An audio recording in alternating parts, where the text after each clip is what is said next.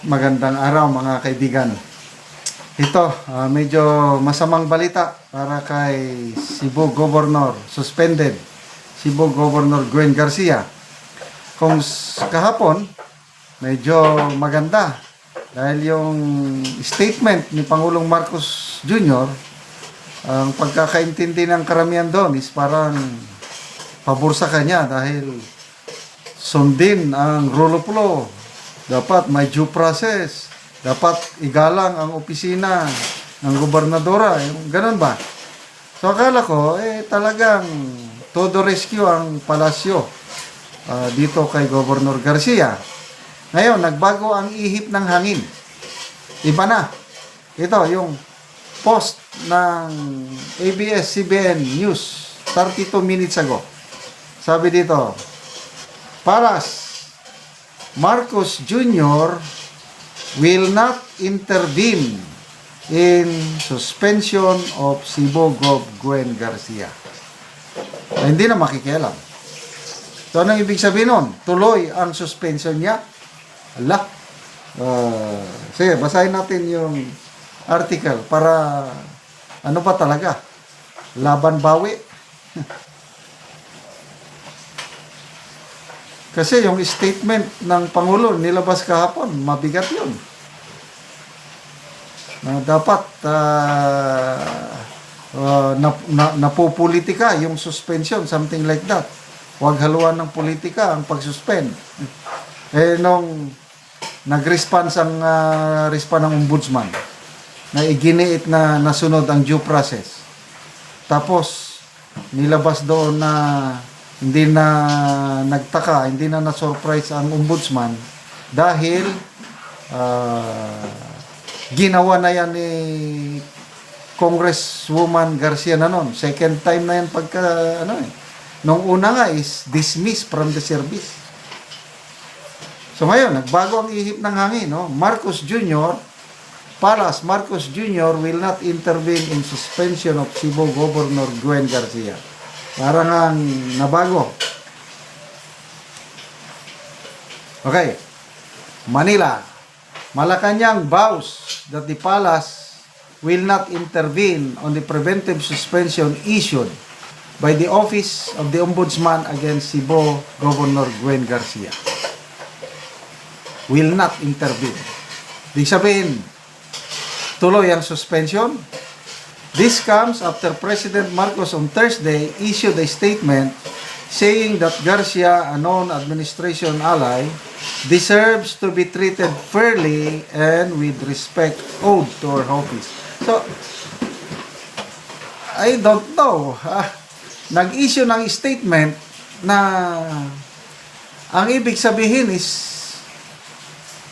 tinutulungan nila yung dapat igalang ang opisina, dapat huwag ipolitika, something like that. Hindi ko maintindihan bakit ngayon biglang hindi na makikialam. Ano ba? Ito kay Jose Claire Castro, sabi niya, hindi po gagawin ng Pangulo yun. Sabi niya, press briefing.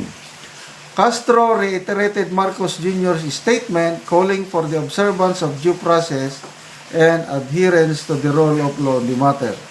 She said that it was clear that the President sent the message that he wants to strengthen rule of law and due process and that abuse will not be tolerated. Ito, ako, naguguluhan ako Sabi ni Claire, so, susunod po tayo kung ano ang sinabi ng batas at kung ano po ang procedure na dapat gawin. Siguro, maaari po itong i-avail ni Governor Gwen Garcia kung ito naman po ay naayon sa batas ay dapat pong tuparin. Wala, I'm sorry. Hindi ko maintindihan itong sinasabi niya. Ang question ngayon is may suspension order. Iginiit ng ombudsman na nasunod ang due process. Preventive suspension nga lang yan para masimulan ang investigasyon.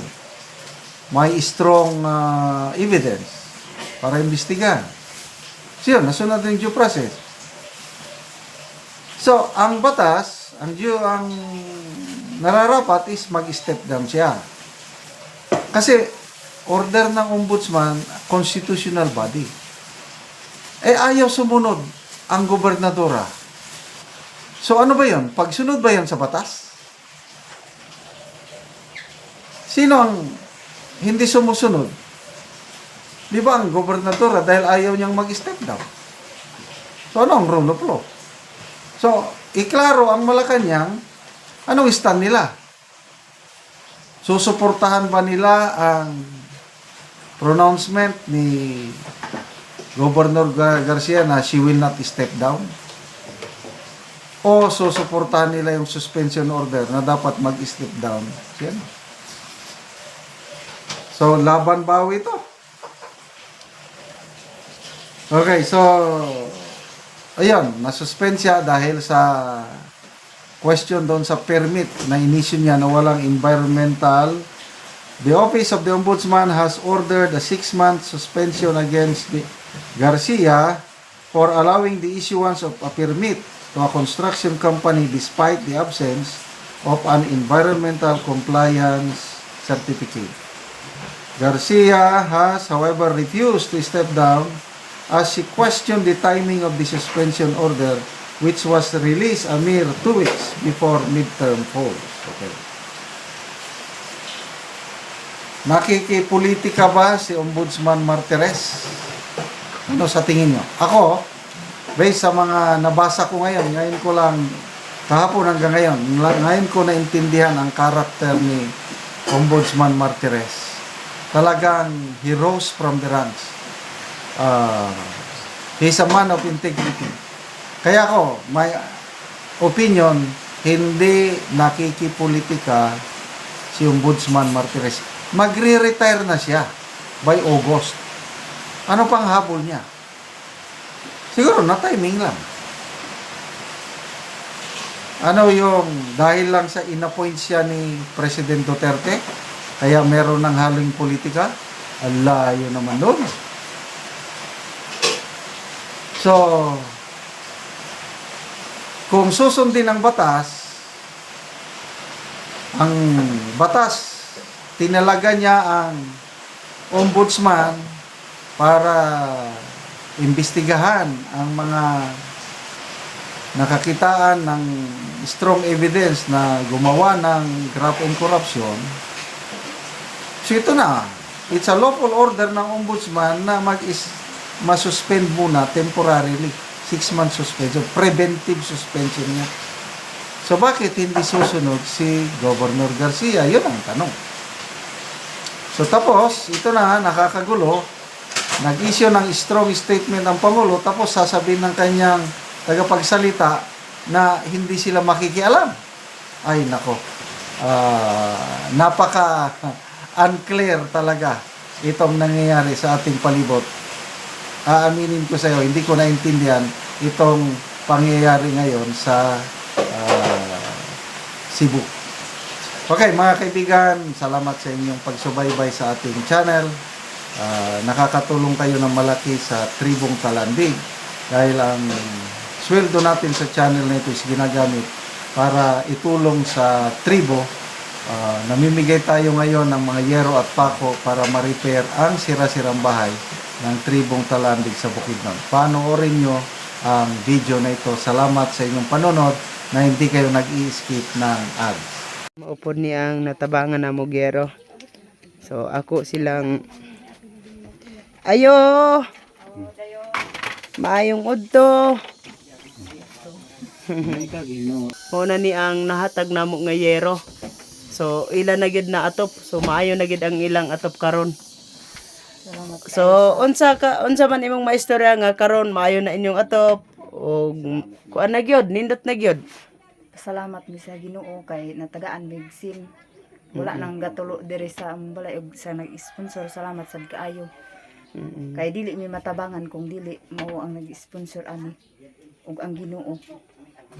Kung wala pa ang tabang dili pa mi makaatop kay lisod pa ang panginabuhian karon. Tayo ni nga tabang kay para nga makadawat pa mi. Kay daghan pa ang among problema nga di na makuan. Sama aning sin di karon naka atop nami. So salamat kaayo. Sige.